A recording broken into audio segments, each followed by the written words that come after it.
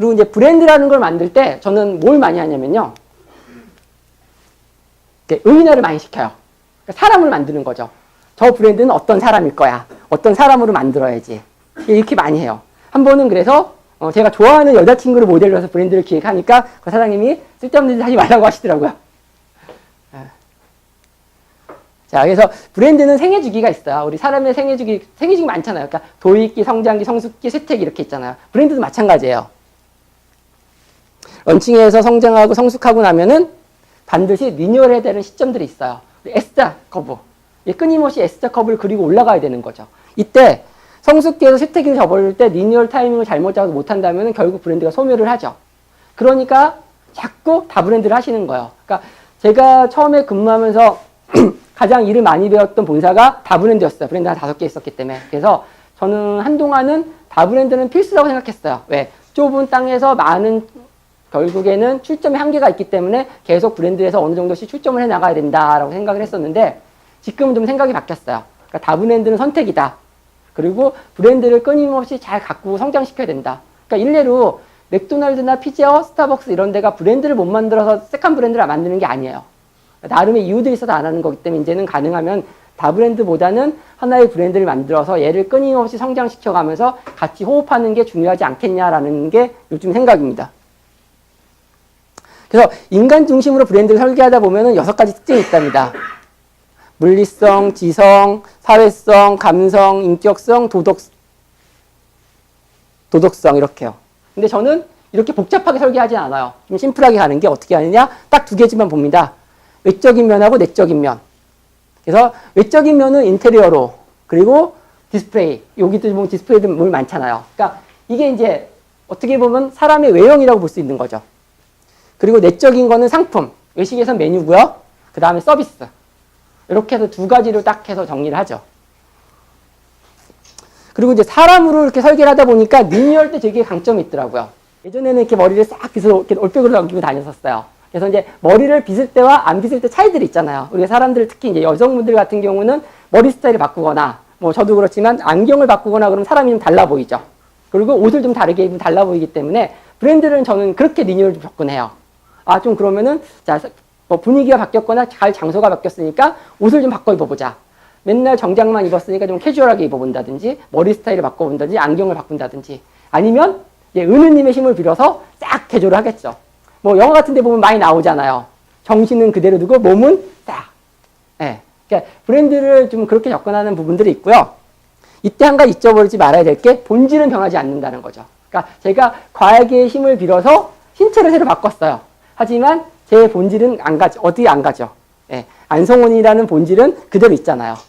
예. 그래서 그 본질은 변하지 않는다는 거죠. 그래서 이 본질을 두고 나머지들을 이제 변화시켜가는 부분들인 거죠. 그리고 이렇게 해서 정체성이 딱 확립되고 나면은 내가 하나하나 취사 선택을 할 수가 있어요. 자, 오늘의 나의 정체성은 강의를 하러 가야 되는 것 때문에 양복을 입잖아요. 근데 뭐 좀 구두 신고 가기가 불편할 것 같으니까 운동화나 아니면 등산화 신어야지. 그러면 안 맞잖아요. 아무리 좋은 등산화도 이건 안 맞는 거기 때문에 버릴 수가 있는 거죠. 그래서 내가 세우는 정체성에 맞게끔 그걸 하나씩 취사 선택할 수 있는 부분들이 생기는 거죠. 그래서 어느 분들은 그 아쉬워하는 것들이 있어요. 그러니까 이게 다 좋으니까 아쉬워서 어떻게든 다 넣으려고 하는데, 예, 그게 쉽지가 않다는 거죠. 그러니까 일례로 보면은 개인 창업 컨설팅 할 때 그런 분들이 계셨었어요. 우리 트렌드 콜에 나오잖아요. 그 책을 다 읽고 오세요. 그리고 내 20평짜리 카페에 그걸 다 넣으려고 하세요. 예, 넣을 수가 없어요. 그러다 터지죠. 그리고 우리 가끔 예전에 그런 것들도 재미삼아 많이 하잖아요. 눈은 뭐 누가 예쁘고 코는 고소영이 예쁘고 뭐 얼굴형은 김태희가 예쁘니 합성을 딱 해서 만들잖아요. 그럼 그 친구가 이뻐 보이던가요? 안 이뻐 보여요. 개성이 없기 때문에. 그 공효진이 나오면은 뭐 너블리라 그러면서 로맨틱 코미디 다 대박을 치잖아요. 그런 것처럼 공효진만이 갖고 있는 아이덴티티라든지 그 친구의 개성이 있기 때문에 브랜드도 저는 그렇다고 보는 거죠. 그래서 이제 의인화를 좀 잘 시키는 편이에요. 그렇게 또 접근하려고 하는 부분들도 있고요. 자, 그래서 남다른 감자탕 같은 경우는 누가 모델이었을까요?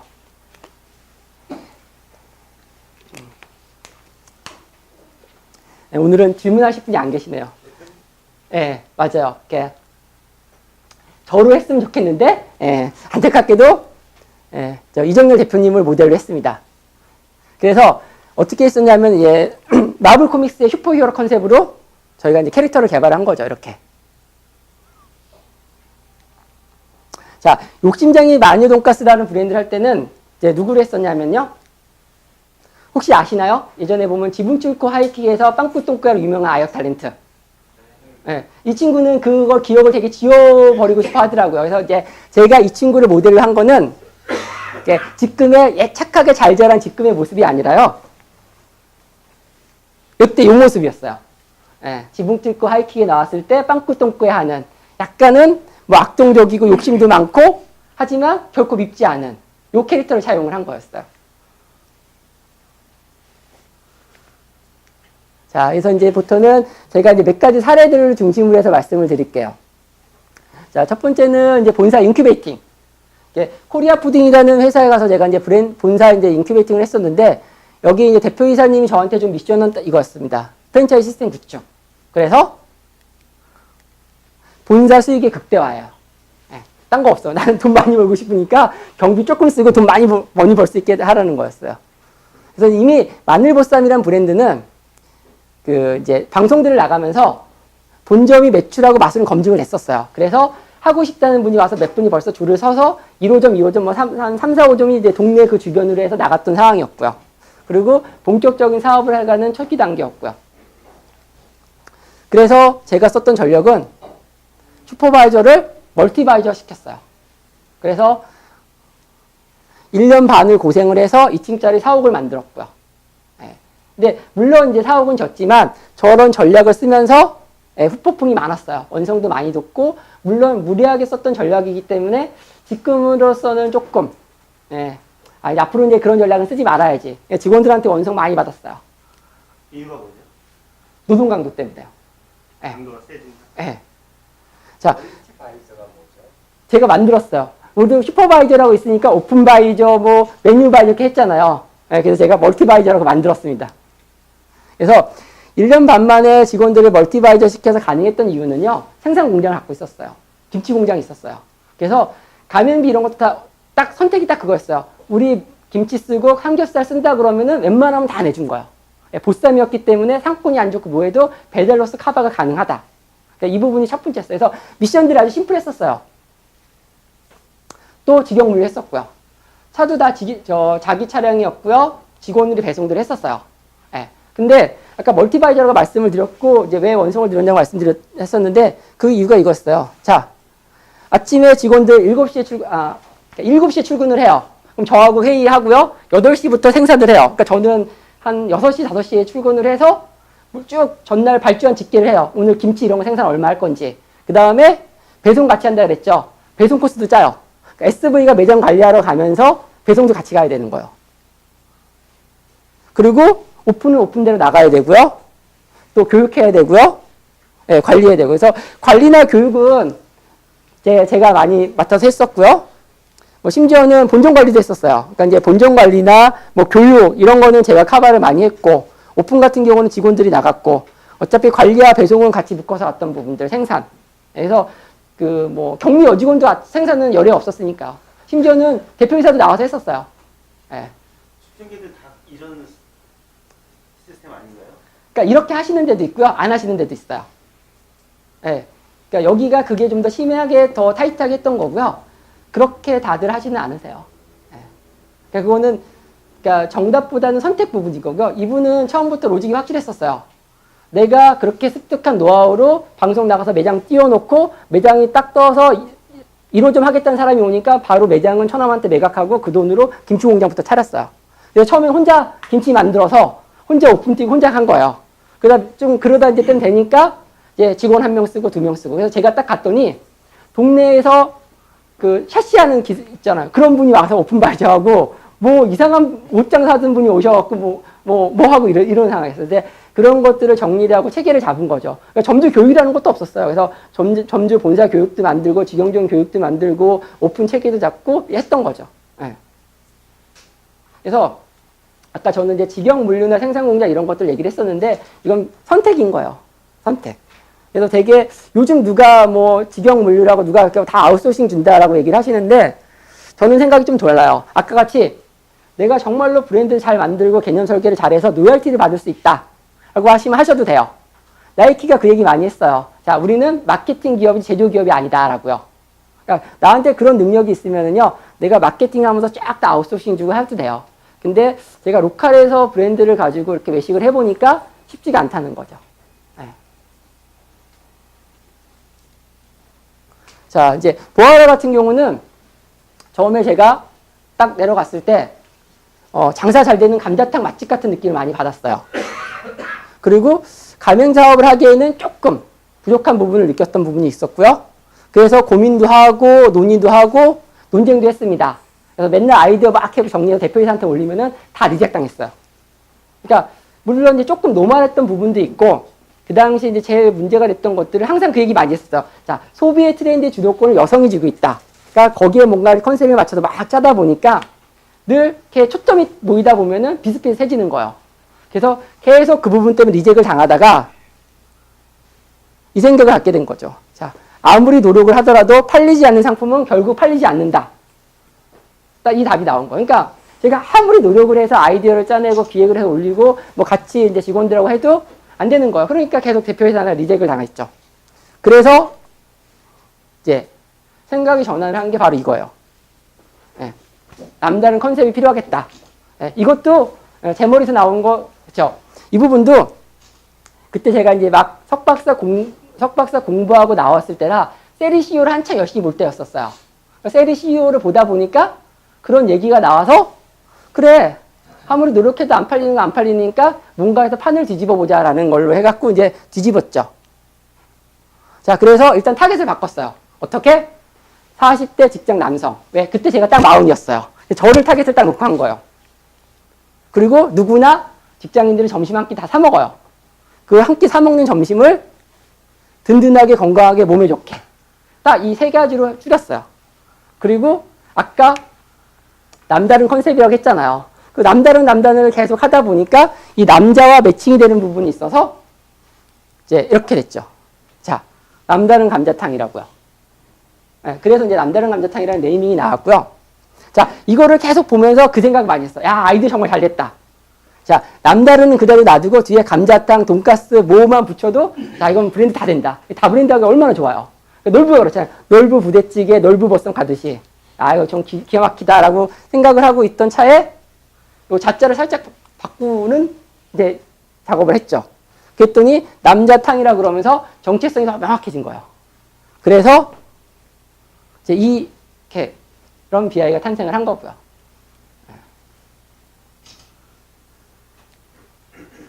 자, 그러면 아까 남다른 감자탕은 남자라고 얘기를 했잖아요. 그럼 어떤 남자냐? 마음은 따뜻하지만 표현은 거칠고 투박한 경상도 사나이. 라고 딱 아이덴티티 정립을 한 거예요. 네. 그 아까 이제 거기 이정열 대표이사 사진을 보면 풍채도 좋고 진짜 남자 같으세요.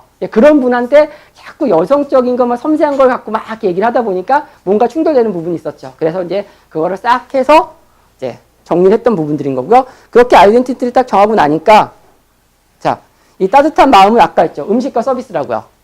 그래서 메뉴 구성을 이렇게 잡고요. 표현, 그러니까 인테리어 같은 경우는 그래서 저희가 이제 노출, 여기도 이제 노출을 많이 썼지만 그래서 이제 노출 인테리어를 하고 DP물도 이제 그렇게 맞췄던 부분들인 거예요. 그리고 이제 여기 보시면 서브 카피가 남자들의 길을 살려주는 공간이라고 돼 있어요. 그래서 그때부터 이제 공간에 대한 것들을 뭔가를 설계하고 싶었던 부분이 있었어요. 그러니까 제가 그 주점이나 이런 브랜드를 하면서 그 사랑방 컨셉에 대해서 그 사랑방 공간에 대한 것들을 되게 많이 얘기를 들었었어요. 그래서 이제 그 공간에 대한 것들을 이제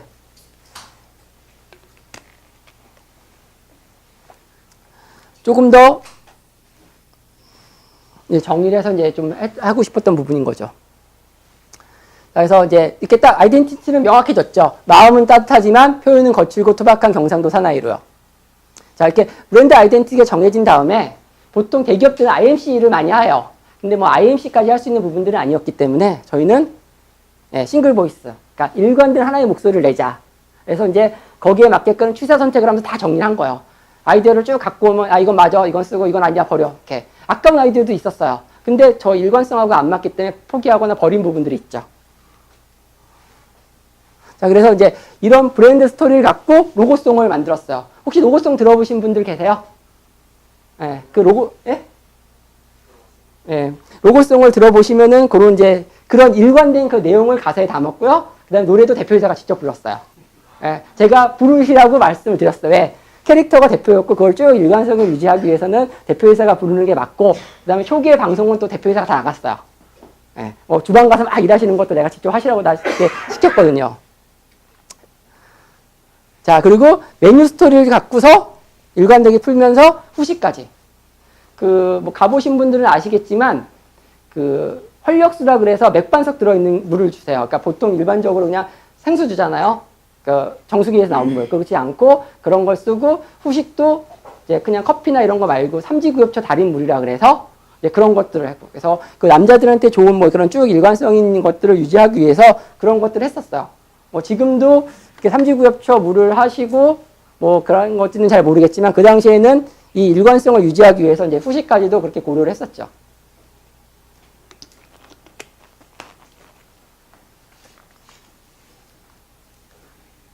그 다음에 이제 가보신 분들은 아시겠지만 내부에 보면은 가보시면 그 기록도라 그래서 일관적인 그 공간에 대한 것들도 계속 풀어갈 수 있는 DP물들도 같이 했었고요.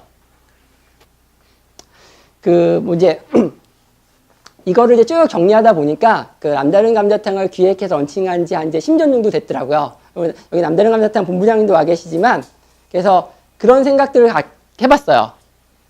그러니까 이제 제가 40대 남자로 만들었었잖아요. 10년이 지났으니까 이제 50대 이제 약간 실버가 됐어요.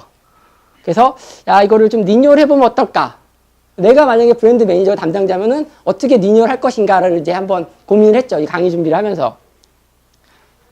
자, 제가 이 브랜드를 만들 때는요, 스마트폰이 이제 막 들어올 때였어요. 지금처럼 뭐 SNS를 활발하게 해서 뭐 인증샷 찍고 막 이런 세대가 아니었거든요.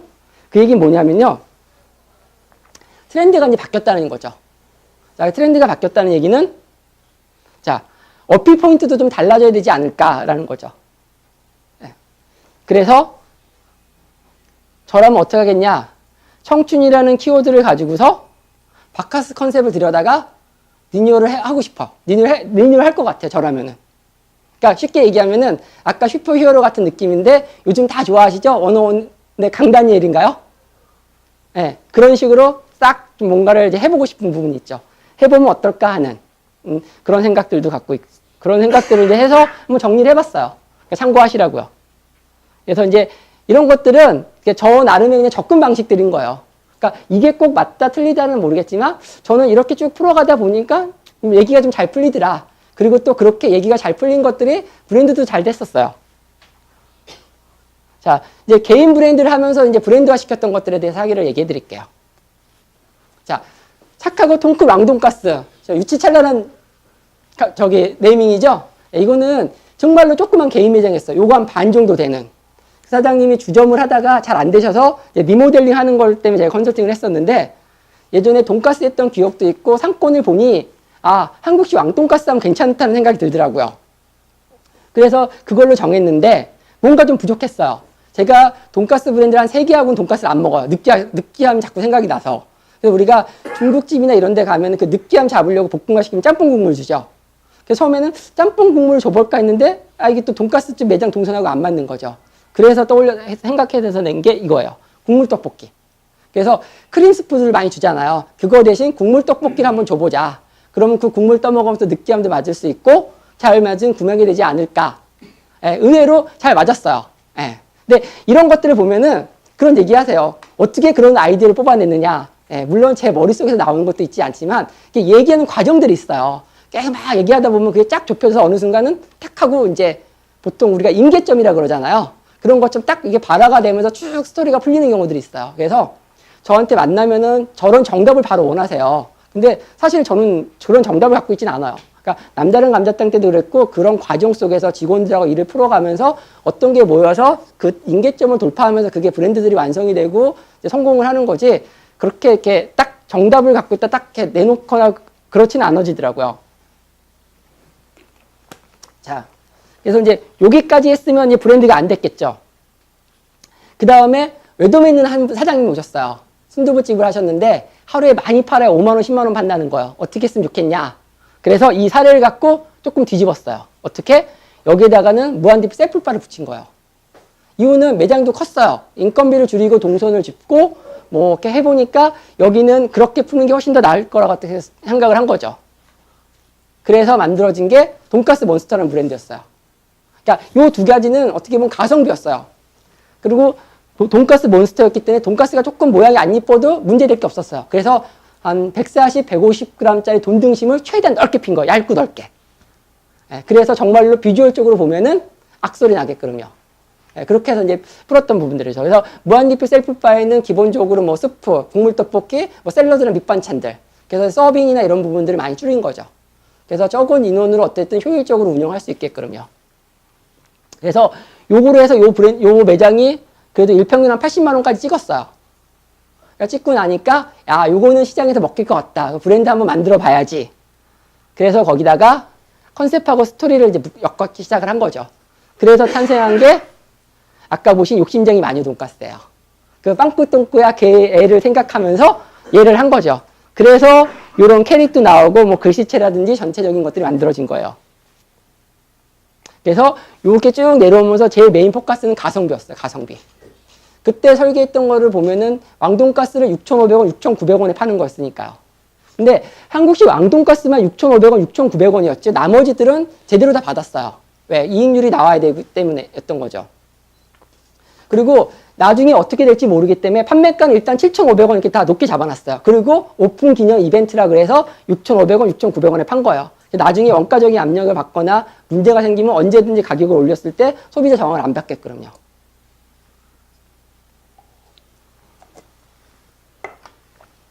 자, 이렇게 해서 설계를 하고 나니까 투자자께서 이 얘기를 하시는 거예요. 자, 왕돈가스, 이 돈가스와 우동 메뉴 갖고는 메뉴적인 한계가 있다. 이제 투자 못 하겠다. 이래 갖고는 좀 더 보완을 해보자. 브랜드에서 이렇게 하면은 특정 상권에만 들어갈 수 있는 게 아니라 전국 어디에 B급 상권에 들어가서도 다 소화를 할 수가 있어야 되니까.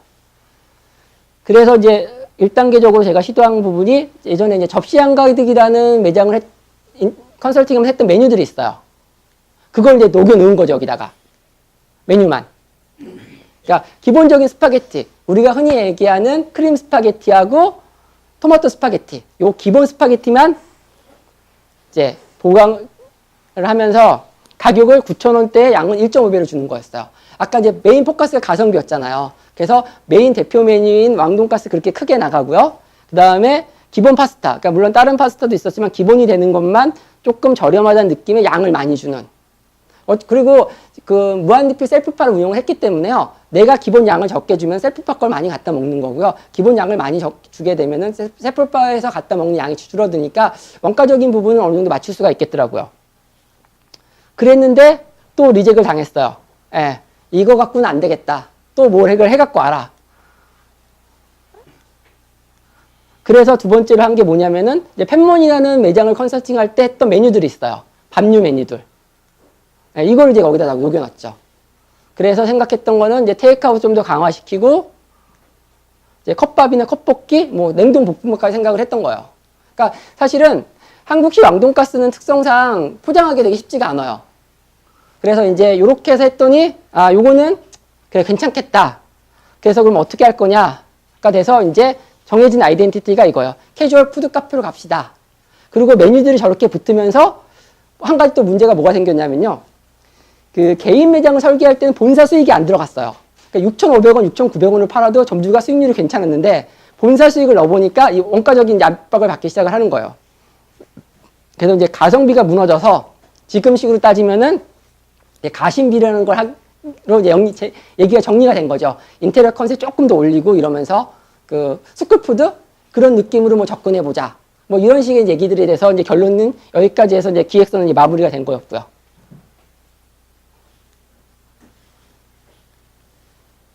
자, 그 다음에 이제 개인 창업을 하면서 제가 제일 많이 한 게 카페테리아예요. 희한하게 저는 본사에 있을 때 카페 쪽 브랜드를 해본 적이 없거든요. 근데 희한하게 제일 많이 들어오는 게 카페예요. 카페를 왜 많이들 들어오냐면요. 자, 여성분들이 많으니까 깨끗하고 좋을 거라 생각해요. 그리고 카페를 소자본 창업이라 생각해요. 평수가 작으니까. 근데 카페는 절대 소자본 창업이 아니에요. 커피 머신부터 해서 그 장비값이 워낙 비싸고 매장은 작지만 입지를 갖고 가야 되기 때문에 이게 적게 들어가는 부분은 아닌데 굉장히 이렇게 많이들 오세요. 이거 갖고.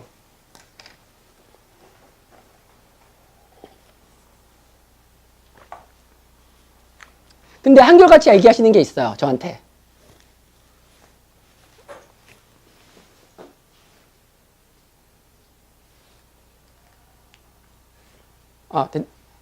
자, 대부분이 창업자들이 저한테 얘기하시는 게요. 자기는 커피 맛으로 승부를 보겠다는 거예요. 근데 정말 아이러니한 게 어떤 거냐면요. 이제 막 바리스타 자격증 따신 분들이에요. 카페에서 일해본 적도 없어요. 근데 커피 맛으로 승부 보시겠대요. 그리고 원두 좋은 거 쓰시면 되는, 좋은 거 쓴다. 그러니까 내가 원가율이 높더라도 마진을 좀 낮게 잡고 가고 원두를 좋은 거 쓰면은 커피 맛이 좋아지니까. 근데 제 생각은 좀 달랐어요. 예. 아까 말씀드린 것처럼 이게 커피 맛으로 승부를 볼 수 있는 게임이 아니었거든요. 이유는 간단했어요. 커피 동네에서 내가 판다고 치면요. 2,500원, 3,000원이 거의 맥시멈이래요. 브랜드가 아닌 이상에는. 그럼 3,000원이라고 잡고 하루에 100잔을 팔아야 30만 원이에요. 쉬운 게임이 아니었거든요. 그래서 저는 꼭 넣은 게 바로 이거예요. 반드시 객단가를 높일 수 있는 한 끼 식사가 될 수 있는 메뉴. 그 메뉴들을 꼭 같이 넣어줬어요. 디저트가 됐던 식사 메뉴가 됐던 뭐 샌드위치가 됐던 뭐가 됐던요. 그렇지가 않으면은 객단가를 높이면서 매출 캐파를 키워서 수익을 맞춰갈 수가 없어요. 그래서 저는 이게 정답이라 보고 이쪽에다 좀 포커스를 뒀었고요. 네.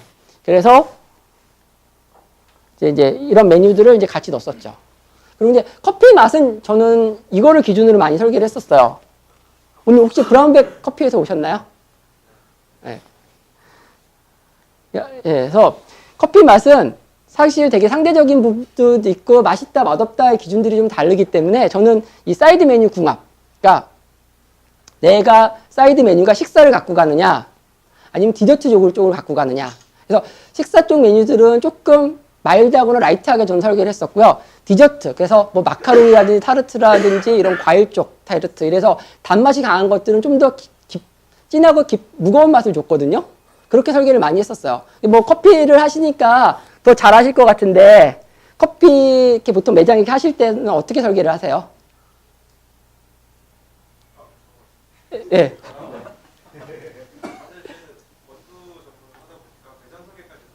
예. 예. 그래서 보통 저는 이제 이렇게 해요. 그러니까 제가 먹어보고 이렇게 계속 테스트를 해보니까 이쪽이 더 궁합이 잘 맞더라 해서 이렇게 설계를 하는데 이게 꼭 정답은 아닐 수는 있어요. 근데 기본적으로 그건 꼭 판단하셔야 되겠어요. 내가 커피를 갖고서 사이드를 못 붙이느냐. 그래서 이게 그 궁합이 잘 맞아야 시너지 효과가 나더라고요. 그러니까 그 한창 카페하고 막 이럴 때 그 마카롱 막 초기에 들어와 갖고 마카롱 유명한 집을 갔었는데 몇 군데를 다 가봤지만 다 커피 맛이 진했어요. 한결같이 얘기한 게 마카롱이 워낙 달기 때문에 커피 맛을 그렇게 진하게 해야지가 서로가 상승 효과가 있다고 얘기를 하시더라고요.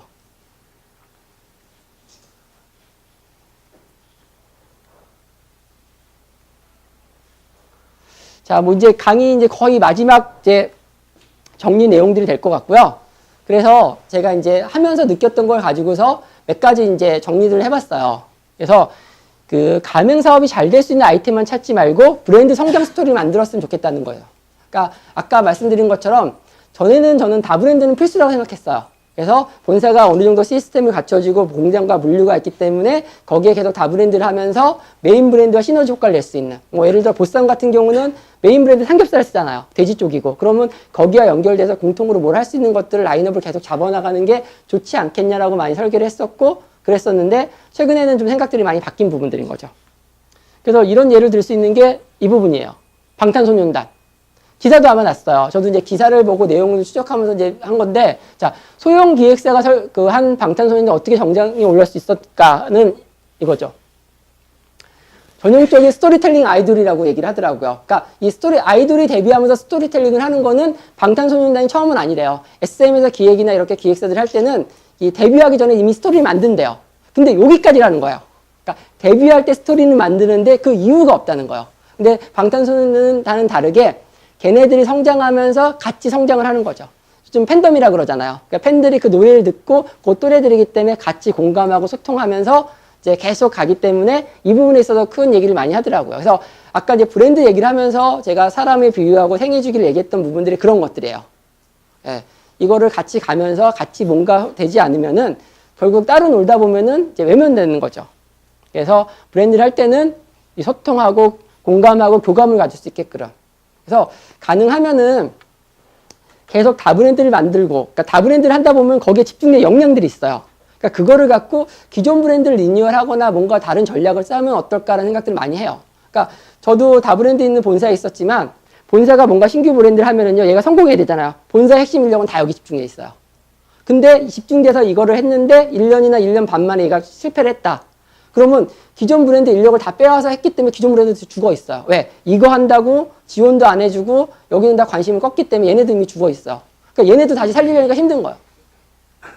그래서 가능하면은 하거나 아니면은 정말로 신규 사업은 신규 사람 나름의 다루 팀을 딸 수 있지 않으면은 기존 인력을 뽑아서 하는 다브랜드 정책은 안 했으면 하는 게 제 생각인 거예요.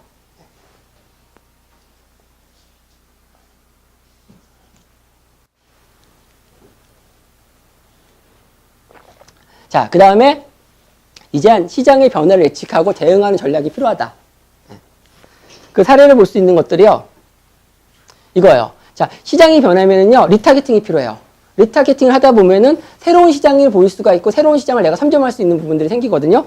최근에 광고 보셨는지 모르겠지만 혹시 메이퀸이나 변비약 광고 보신 적 있으세요? 한동안 계속 요 20대, 특히 변비약 하면은 거의 20대 여성들이 광고를 많이 했어요. 근데 최근에 보면은요, 예, 아침마다 제가 출근하려고 SBS 틀어놓으면은 이 두 분이 나와서 번갈아 이 얘기를 해요. 예, 육개, 삼개, 통쾌. 자, 이 얘기는 무슨 얘기냐면요. 자, 모델을 교체했다는 얘기는 시장의 변화가 있는 거예요.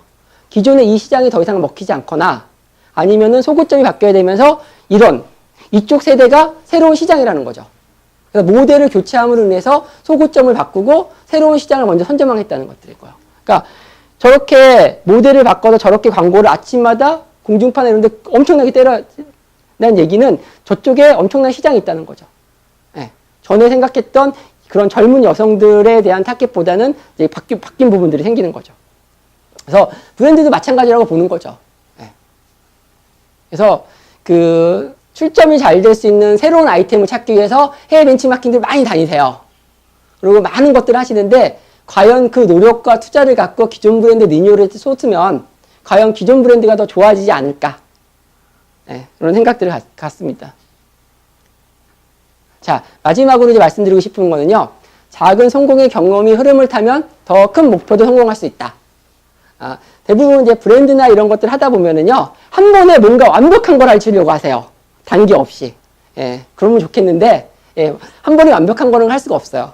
그리고 이 목표를 너무 높게 잡으면 계속 실패를 할 거 아니에요. 그러다 보면은 실패 연속에서 좌절을 하게 돼요. 그러니까 뭐 책에서도 그렇고 많이 얘기를 하는 것들이 어떤 때에는 작은 목표를 잡아서 우리 게임 있잖아요. 계속 어떤 작은 미션들을 클리어 하면서 레벨업 해가듯이 계속 레벨업 해가는 부분들. 그래서 저도 개인 창업이나 이런 거 할 때 작은 것들도 많이 해봤었어요. 예. 그런 부분들이 어떻게 보면 이제 그런 거에서 오는 자신감을 갖고 더 큰 프로젝트로 갈 수 있는 부분들이 생기니까요. 그래서 너무 큰 목표나 완벽한 브랜드를 하려고 하지 마시고 그렇게 단계를 밟아가시라고 좀 말씀드리고 싶고요. 자, 그런 과정들은 이거예요. 예, 저도 모방 많이 해요. 벤치마킹 하고요. 열심히 뺏겨서 말아먹은 것도 있고요. 그래서 모방을 하고 그걸 변형을 주고 나름의 재창조를 하고요. 이 과정이 연속인 것 같아요. 그러니까 흔히들 그 얘기해요. 더 이상 세상 안에 새로운 아이템이나 메뉴는 없다고. 외식을 하시는 분들 그 얘기 많이 하시는데 끊임없이 다 모방을 해요. 그런데 미투 브랜드를 할 때 과연 어떻게 접근해서 미투 브랜드를 할 거냐. 예, 뭐 떡볶이도 최근에 했었는데 떡볶이 시장도 이렇게 좀 나눠진 것 같아요. 자, 두끼를 중심으로 하는 그런 무한리필 그런 점도 있고 청년다방 같은 그런 프리미엄도 있고 뭐 석관동 떡볶이처럼 정말로 이제 학교 앞에 애들 퍼주는 떡볶이도 있고 이렇게 이제 나눠진 같은 떡볶이지만 이렇게 시장이 나눠서 가는 것처럼 끊임없이 이 브랜드를 하면서 그 가족들을 반복을 하면서 거기에서 좋은 브랜드들이 나오는 것 같아요. 그리고 그 과정들은 새로운 브랜드를 하는 것도 새로운 브랜드를 하는 거 하지만 시기에 맞게끔 이렇게 리뉴얼하는 부분들. 그래서 예전에는 저희가 시즌제라는 거라든지 뭐 버전업에 대한 개념들이 별로 없었는데 컴퓨터 소프트웨어를 쓰면서부터 뭐 몇 점 0 이런 버전 얘기도 많이 하잖아요. 그 다음에 미드나 이런 시즌제 드라마가 생기면서 시즌 1, 시즌 2 이런 것처럼 브랜드도 그렇게 시즌별로 가면서 계속 뭔가를 하는 게 어떤 부분에서 낫지 않을까 싶어요. 그러니까 제가 이 유치찬란한 돈가스, 예, 이거 비용 500만 원 받고 한 거거든요. 이 500만 원 받고 한 이 유치찬란한 이 돈가스를 갖고서 이제 모방하고 변형해보고 재창조하는 과정에서 저런 브랜드가 기획이 나왔던 거고요. 예. 그래서 이제 이런 과정 하나하나들이 이제 통해서 성공의 힘과 능력이 축적된다고 보는 거고요. 아까 초기에 말씀드린 것처럼 이 컨설팅이라는 것들을 해보면, 브랜드를 해보면 끊임없이 도전하고 실패하고 이런 과정 속에서 계속 그 컨설턴트의 스킬업들을 해가는 거예요. 그래서 그 본사나 이런 데들 보면은 필요한 핵심 인력 중에 하나가 SV예요. SV를 어느 날 채용을 해서 어느 날 갑자기 하늘에서 뚝 떨어진 SV를 생각을 하시는데 SV나 컨설턴트는 끊임없는 이런 과정을 통해서 만들어지는 거예요. 그래서 이제 매장 경험도 꼭 필요하다고 보고요.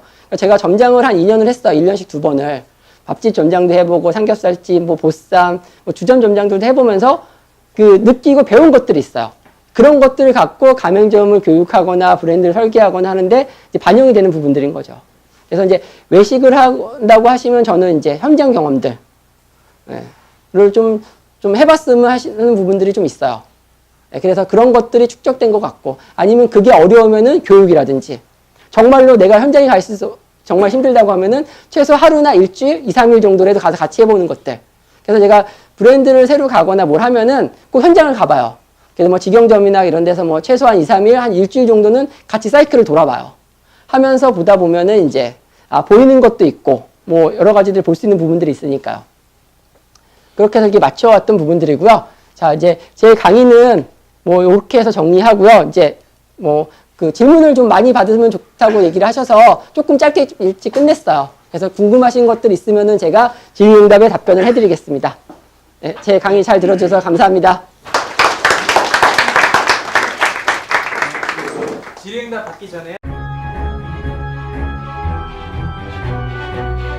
팬텀 프랜차이즈, 팬텀 FC는 공유 FC 아카데미 시즌2의 새로운 이름입니다.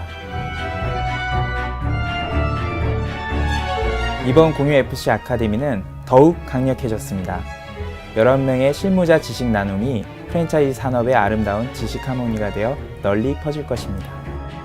팬텀 FC는 프랜차이즈 시스템, 컨설팅, 점포 개발, 인테리어, R&D, 마케팅, 슈퍼바이징, 해외 마케팅, 정부 지원 사업, 협동조합 프랜차이즈, 전략기획 등 11개의 전문 파트로 나뉘어 2018년 초 여러분 곁을 찾아갑니다.